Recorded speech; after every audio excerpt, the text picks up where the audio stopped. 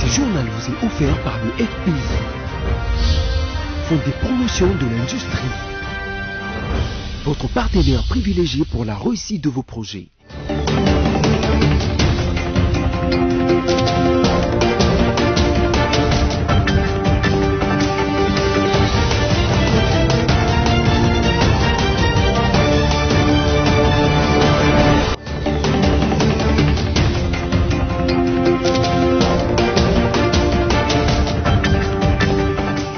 Ravi de vous retrouver, mesdames, messieurs, pour ce nouveau numéro du journal sur BSL TV, dont voici tout de suite les titres. Le président de la République démocratique du Congo, Félix Antoine Tshisekedi Tshilombo, a promulgué le budget 2020 chiffré à 11 millions de dollars américains. C'était le mardi 31 décembre 2019 que cette annonce a été faite sur les antennes de la radio-télévision nationale RTNC. Et puis, ils ne siégeront pas au Parlement, mais ils bénéficieront des mêmes avantages que les 500 députés validés par la Cour constitutionnelle. Ceux-ci sont donc les 31 députés nationaux invalidés par la Cour constitutionnelle. Cette annonce a été faite par leur porte-parole, Louis-Dor Balekelai. Enfin, la dépouille mortelle du photographe-reporter Jean-Baptiste Nzombo, décédé depuis le 17 décembre 2019 à Paris en France, a été levée de la morgue de l'hôpital du Cinquantenaire à Kinshasa ce jeudi 2 janvier 2020. Bienvenue à toutes et à tous. Le président de la République, Félix Tshisekedi, a promulgué le budget 2020 chiffré à 11 millions de dollars américains. C'était le mardi 31 décembre 2019 dans la soirée que ce budget national chiffré à 18 milliards de francs congolais, soit 11 milliards de dollars américains, a été promulgué. Lévin Luzolo nous donne les détails dans ce reportage. Après examen et adoption par les deux chambres du Parlement, le projet de loi des finances exercice 2020 transmis au chef de l'État a été promulgué par ce dernier dans la nuit du mardi 31 décembre 2019. Après les derniers réajustements, cette loi budgétaire se chiffre en recettes et en dépenses à 18 milliards de francs congolais, soit 11 milliards de dollars américains. Cette loi, qui comporte plus de 60 articles et des annexes, reprend tous les piliers prioritaires du gouvernement de la coalition FCC Cash pour répondre aux attentes du peuple congolais. Si les projets partis du gouvernement étaient évalués à 10 milliards de dollars américains, l'autorité budgétaire l'a augmenté de 970 millions de dollars américains.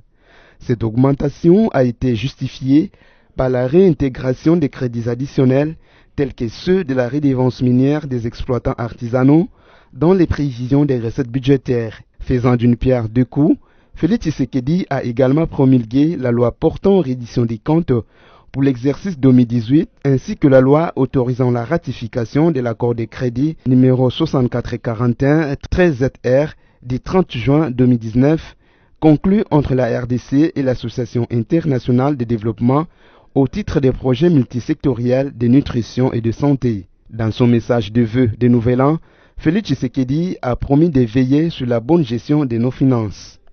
La ministre du Genre, Famille et Enfants, Béatrice Lomé-Activité, a reçu dans son cabinet de travail les membres de l'association des femmes de la territoriale qui sont venus la soutenir dans ses charges d'État. C'était aussi l'occasion pour les deux parties d'échanger les vœux pour l'année 2020 qui commence. Esther Pezomba signe ce reportage. Une rencontre chaleureuse, une rencontre conviviale, une rencontre entre sœurs. Au nom du Père et du Fils et du... L'association des femmes de la territoriale est venue voir la ministre d'État, ministre du Genre, Famille et Enfants, pour la soutenir dans ses charges d'État. Ces femmes, anciennes gouverneurs, maires, bourgmestres, ont des propositions à faire à Béatrice Lomé-Activité pour l'aider à réussir son passage à la tête de ce ministère. Les remerciements au chef de l'État d'avoir élevé le ministère du Genre, Femmes et Enfants au niveau du ministère d'État. C'est une grande première. Deuxièmement, d'avoir choisi une femme compétente, une femme avec un background très important. Elle a assumé beaucoup de responsabilités. Les défis qui concernent les femmes sont énormes. Et nous savons que ce ministère a un grand travail, beaucoup de travail.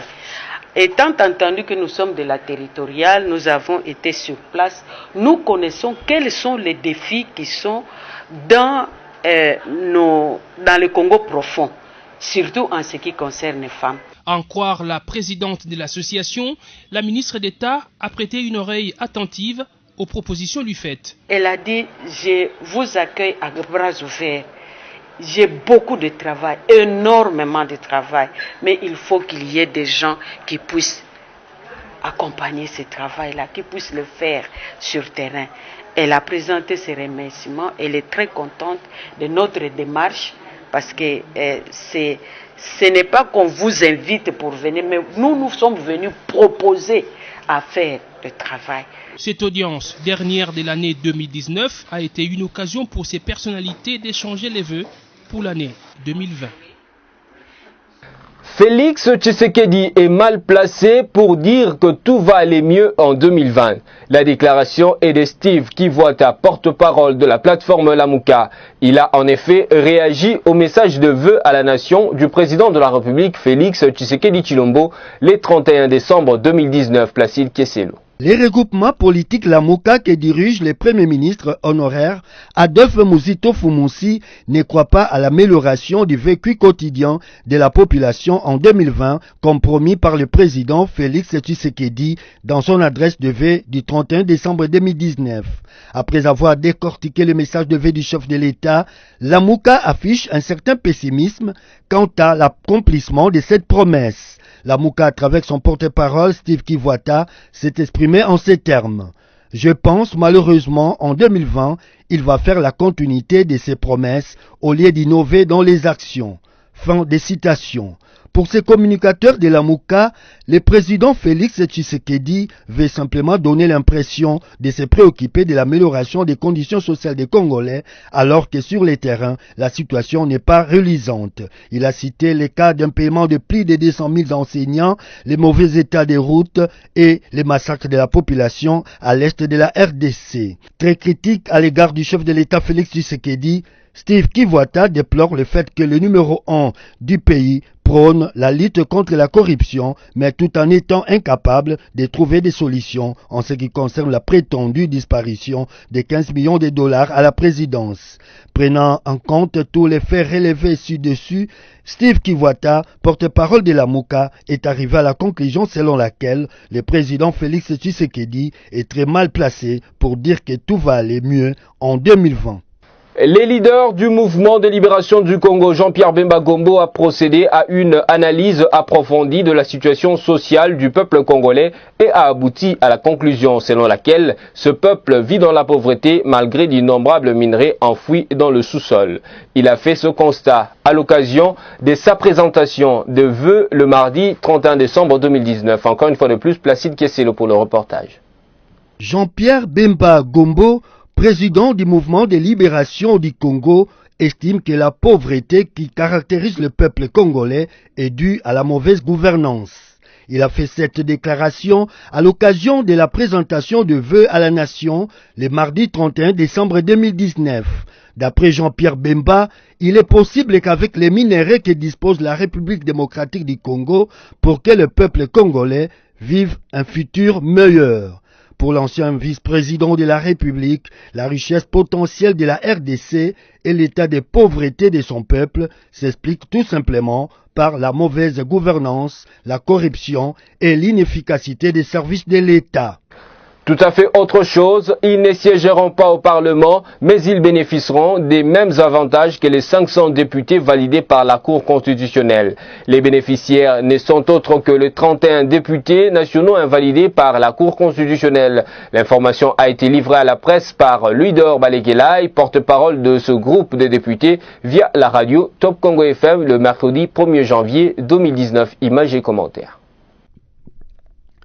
Les 31 députés invalidés par la Cour constitutionnelle seront désormais payés et bénéficieront de tous les avantages reconnus aux 500 députés qui siègent officiellement à l'Assemblée nationale. C'est Louis-Dor Balekelai, porte-parole du groupe des 31 députés invalidés par la Haute Cour, qui a rendu publique cette information à la presse à travers la radio Top Congo ce mercredi 1er janvier 2020. À l'occasion, Louis-Dor Balekelai a indiqué que lui et ses collègues ont été signifiés de cette mesure par le plus haute autorité du pays. Quant à la phase exécutoire de cette mesure, le porte-parole du groupe des 31 députés invalidés a laissé entendre que tout sera décidé au cours de la réunion interinstitutionnelle qui va se tenir au courant du mois de janvier de cette année. L'histoire toute récente nous renseigne que les 31 députés ont été validés et notifiés en premier lieu par la Cour constitutionnelle et en second lieu, ils ont été invalidés par la commission spéciale de rectification d'erreurs matérielles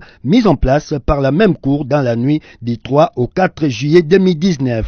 Les observateurs avertis se sont posé la question de savoir s'il est normal d'offrir les mêmes avantages aux 31 députés invalidés qui ne siégeront jamais avec les 500 qui siègent officiellement au Palais du Peuple. Les débats restent ouverts. 2 janvier 2014, 2 janvier 2020, cela fait 6 ans jour pour jour depuis le décès du colonel des FARDC, Mamadou Ndala. Chef valeureux et exceptionnel, Mamadou Ndala était un combattant qui a bâti sa réputation en étant dur avec ses militaires comme avec lui-même. Liévin Luzolo revient sur la vie de ce vaillant combattant dans cet élément. Le 2 janvier 2014 tombait au champ d'honneur le colonel Mamadou Ndala au cours d'un accrochage avec l'ennemi présumé à Defnalo.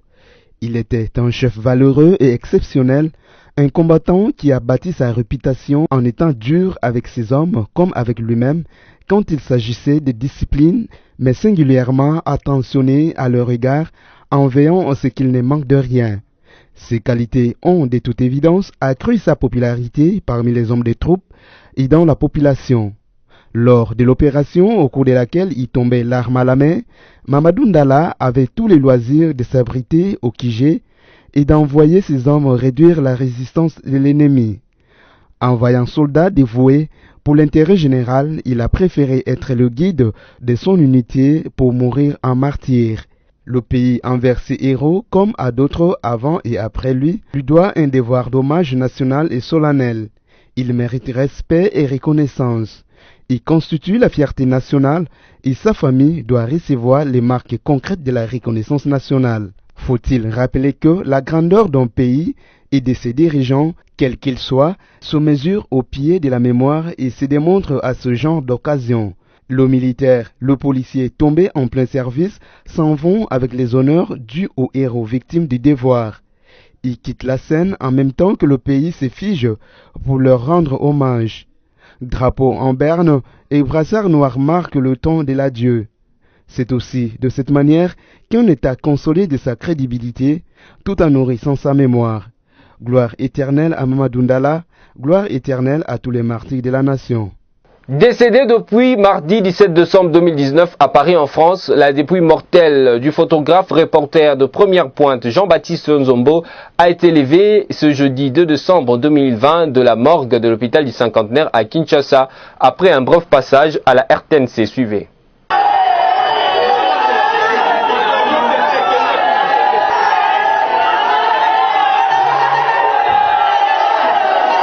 La presse congolaise est de nouveau en deuil. Elle a perdu depuis le 17 décembre dernier le photographe reporter de Première Pointe en la personne de Jean-Baptiste Nzombo. Ce jeudi 17 décembre 2019, sa dépouille mortelle a été levée de la morgue de l'hôpital du Cinquantenaire à Kinshasa pour un bref passage à la radio-télévision nationale congolaise RTNC où travaillait le défunt. Accrédité pendant plusieurs années à la présidence de la République, Jean-Baptiste Nzombo a reçu les hommages des cadres et agents de la RTNC, en commençant par son directeur général Ernest Kavila. Après la RTNC, le cortège a pris la direction de la commune de Bandalungwa où le corps sera exposé cette nuit. Professionnel, consciencieux et attaché aux valeurs de son métier, Jean-Baptiste Nzombo laisse dans la mémoire de ses amis sa convivialité et son caractère paisible. De la morgue à la salle d'exposition, des pleurs et des scènes lugubres et des tristesses étaient sur tous les visages de membres de famille, amis et connaissances de Jean-Baptiste Nzombo. Plusieurs personnalités politiques et les patrons de médias sont venus rendre des hommages mérités à leurs collaborateurs. Notez que Jean-Baptiste Nzombo est décédé de suite d'une longue maladie à Paris, en France. C'est sur cette note triste que nous bouclons ce journal, mais pour vous qui nous avez pris en cours, voici tout de suite le rappel de principaux titres. Le président de la République démocratique du Congo, Félix Antoine Tshisekedi Tshilombo, a promulgué le budget 2020 chiffré à 11 millions de dollars américains. C'était le mardi 31 décembre 2019 que cette annonce a été faite sur les antennes de la radio-télévision nationale RTNC. Et puis, ils ne siégeront pas au Parlement, mais ils bénéficieront des mêmes avantages que les 500 députés validés par la Cour constitutionnelle. Ceux-ci sont donc les 31 députés nationaux invalidés par la Cour constitutionnelle. Cette annonce a été faite par leur porte-parole, Louis-Dor Balekelai. Enfin, la dépouille mortelle du photographe-reporter Jean-Baptiste Nzombo, décédé depuis le 17 décembre 2019 à Paris en France, a été élevée de la morgue de l'hôpital du Cinquantenaire à Kinshasa ce jeudi 2 janvier 2020. Ce journal est terminé. Merci de nous avoir suivis depuis la commune de Barumbu à Kinshasa. Restez fidèles au programme de BSC TV. Je vous retrouve à la fois prochaine, toujours avec le même plaisir. Merci et au revoir.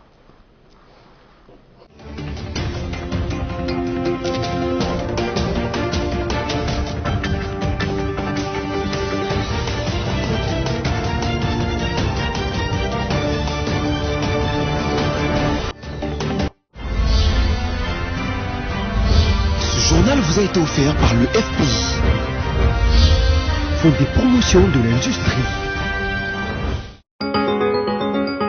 Bienvenue à la revue de presse de ce jeudi 2 janvier 2020 sur BSC TV. Commençons avec l'agence congolaise de presse qui écrit « Le Grand Katanga doit être uni selon le Premier ministre Sylvestre Ilunga Ilunkamba ».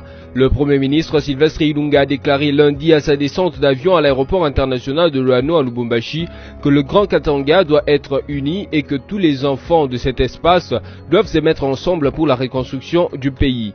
Il a été accueilli par le gouverneur du Haut-Katanga Jacques Kabula Katwe, le président de l'Assemblée provinciale Freddy Kashoba Lubikibwe, les membres du Conseil provincial de sécurité, les députés tant nationaux que provinciaux.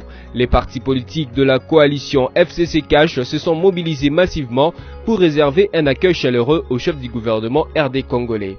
Poursuivons cette revue de presse avec le site de la radio Okapi qui titre « Nouvel an, Goma a fêté sans incident sécuritaire ». Le service de sécurité n'a rapporté aucun incident sécuritaire dans les quartiers les plus chauds de la ville de Goma pour ce réveillon marquant le passage de l'année 2019 à 2020. Dans les quartiers les plus chauds comme Dosho, Kieshiro, Mungunga, Mabanga Sud et Manjengo, dans ces blocs Bouéné et Turunga, les habitants affirment avoir passé leur réveillon dans la quiétude.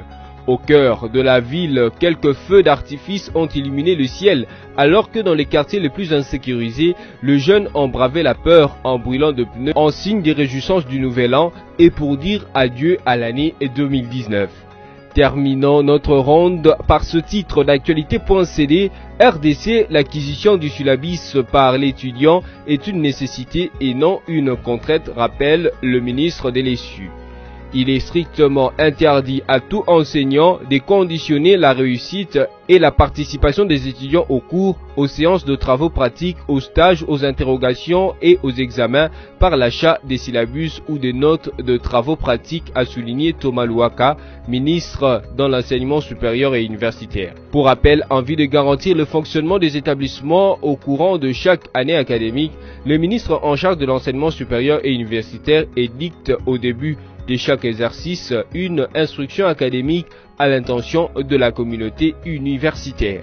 C'est tout pour aujourd'hui. Merci et au revoir.